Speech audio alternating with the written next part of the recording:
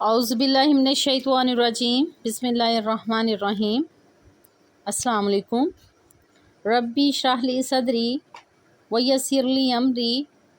वाहलुल उक़दतम मिन लिसानी यफ़क़हू क़ौली। तो उम्मीद करती हूँ कि नाज़रीन आप लोग हमेशा की तरह खुशहाल होंगे, आबाद होंगे, और मेरी दुआ है कि अल्लाह पाक आपकी तमाम मुश्किलात जो है ना वो आसान फरमा दे, आपकी तमाम दिली जायज़ ख्वाहिशात पूरी फ़रमाए। जो बीमार हैं अल्लाह पाक उन्हें तंदुरुस्ती वाली लंबी ज़िंदगी अता फ़रमाए, आमीन सुम्मा आमीन। तो नाज़रीन आज की जो वीडियो है ना आप लोगों के लिए बहुत ही अहम है। ये अपने बहन भाइयों के ही कुछ सवालात के ऊपर बनाई गई है और आप लोगों की कन्फ्यूजन दूर करने के लिए बनाई गई है। तो इसको आपने फुल वॉच करना है, कहीं से भी स्किप नहीं करना। जब आप स्किप करते हैं तो फिर आप कमेंट में जो है ना उसी के बारे में इंफॉर्मेशन जो है ना पूछ रहे होते हैं। तो आपसे माजरत है कि कमेंट में जो है ना वो लंबा लंबा मैसेज नहीं किया जा सकता, बहुत टाइम लगता है। तो आपसे रिक्वेस्ट है कि आप एक ही बार में वीडियो को ना अच्छे तरीके से सुन लिया करें, ठीक है, और जो है ना उस पर अमल भी किया करें। तो नाजरीन सबसे पहले जो है ना पॉइंट है जो आपके साथ क्लियर करूँगी कि क्या बगैर इजाज़त के वजीफ़ा करने के नुकसानात होते हैं। बाज़ लोग जो है ना कहते हैं कि जैसे जैसे हम जिक्र कर रहे हैं गम व मसाइल बढ़ रहे हैं, तो ऐसा क्यों है ये भी मैं क्लियर करूँगी। क्या हम जो वजीफ़ा है, तीसरे नंबर पे बात है कि क्या हम वजीफ़ा किसी से भी ले सकते हैं, और चौथे नंबर पे ये कि क्या इस्तग़फ़ार और दुरूद इब्राहीम का वजीफ़ा करने के लिए हमें इजाज़त की ज़रूरत होती है, क्या ज़रूरी है इजाज़त लेना। ये सब आपके साथ क्लियर करूँगी, आपने वीडियो को फुल वॉच करना है, ठीक है। और वीडियो पसंद आ रही है ना तो वीडियो को काइंडली यहीं पे लाइक कर दें। आप लोग जो है ना माशाल्लाह व्यूज़ काफ़ी ज़्यादा होते हैं लेकिन लाइक्स बहुत कम होते हैं। जो आपके लाइक्स हैं ना वो हमारी हौसला अफजाई करते हैं। तो वीडियो अच्छी लगे तो इसलिए मैंने इधर ही आपको याद कराया कि आप इधर ही वीडियो को लाइक कर दें। तो चलिए बताती हूँ कि नाज़रीन ये याद रखें कि किसी भी वजीफ़ा या अमल के पढ़ने के लिए किसी भी शेख की इजाज़त या टीचर मुर्शिद की इजाज़त लेना जो है ना शरन लाजिम या ज़रूरी नहीं है। बदूने अज़न भी मुस्तनद वज़ाइफ़ और अमाल दुरुस्त हैं। अलबत्ता जो है ना बाज़ औक़ात ऐसा होता है कि पढ़ने वाले को उन अमाल व वज़ाइफ़ से मुतल्लक़ बुज़ुर्गों के तजर्बात की रोशनी में अपने जो है ना अहवाल के लिए उनकी मुनासिब तशख़ीस और मुफीद हदायत और फैज़ के हसूल के लिए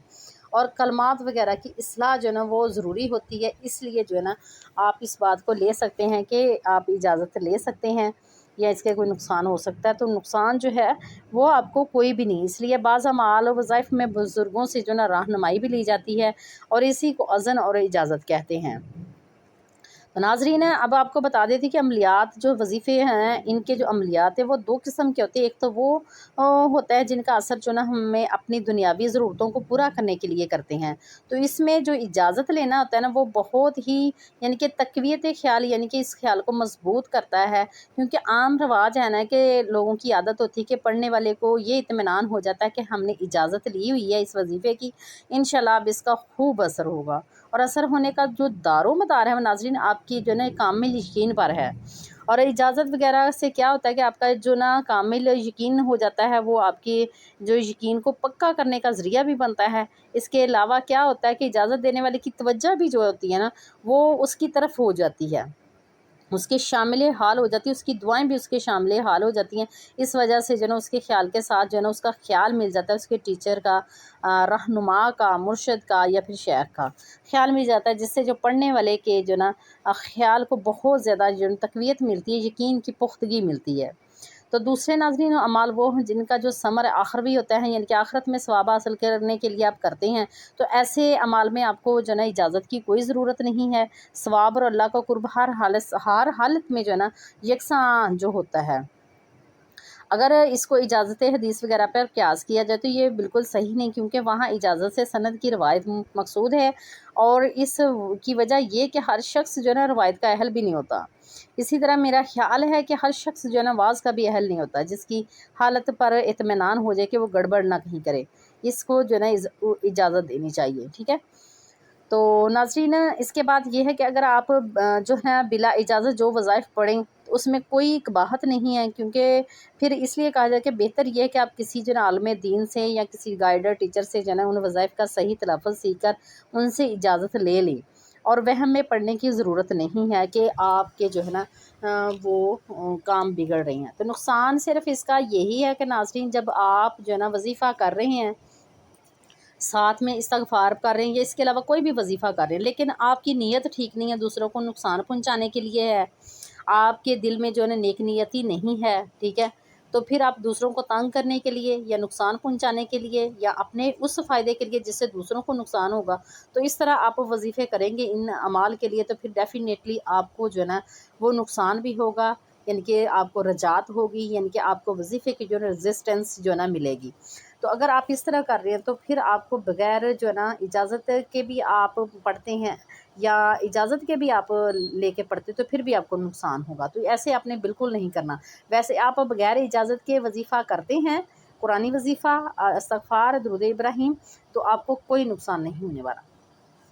کہ جتنے کچھ بہن بھائی کہہ رہے ہیں کہ جیسے جیسے وظیفہ کر رہے ہیں کم و مسائل بڑھ رہے ہیں، تو ایسا کیوں ہوتا ہے ناظرین؟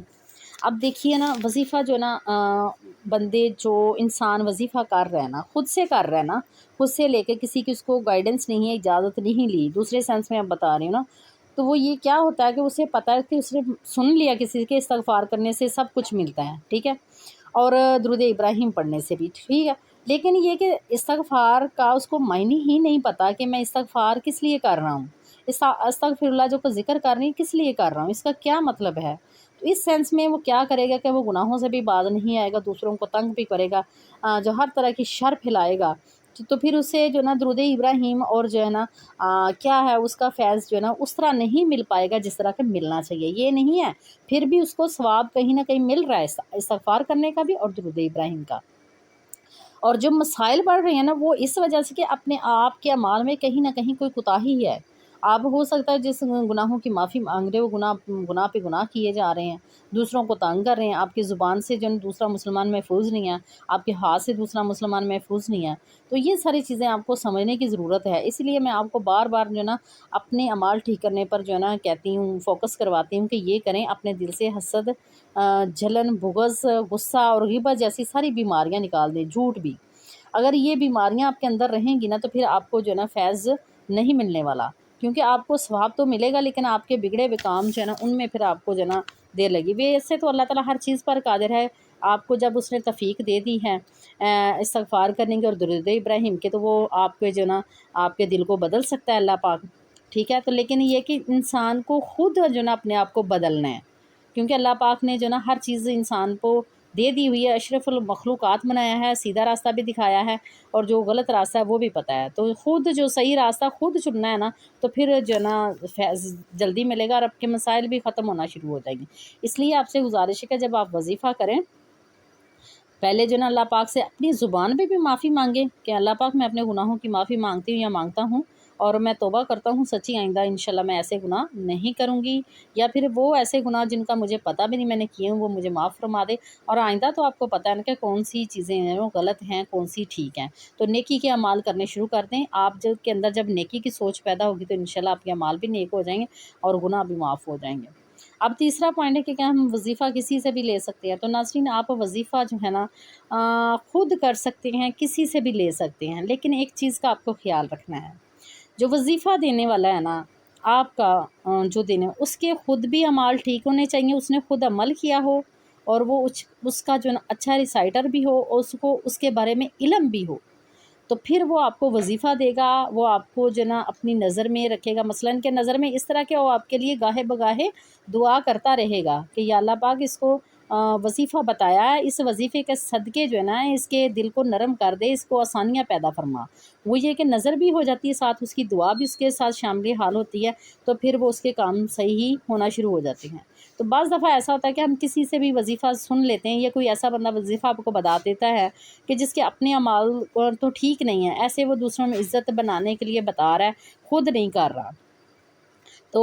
اس طرح کے جو بندے ہوتے ہیں وظیفہ بتا دیتے ہیں، ان کو نہیں پتہ کہ سامنے والے بندے کے ساتھ کیا سچویشن کیسے حالات ہیں، تو پھر جو ہے نا تھوڑی بہت گڑبڑ ہو سکتی ہے کہ آپ کو جو ہے نا رہنمائی گائیڈنس کہیں نہ کہیں سے ضرور لینی چاہیے، ٹھیک ہے، ویسے آپ خود اگر تو آپ خود علم رکھتے ہیں نا، آپ جو قرآن پاک کو ترجمے کے ساتھ تفسیر کے ساتھ پڑھتے ہیں، سنتوں کا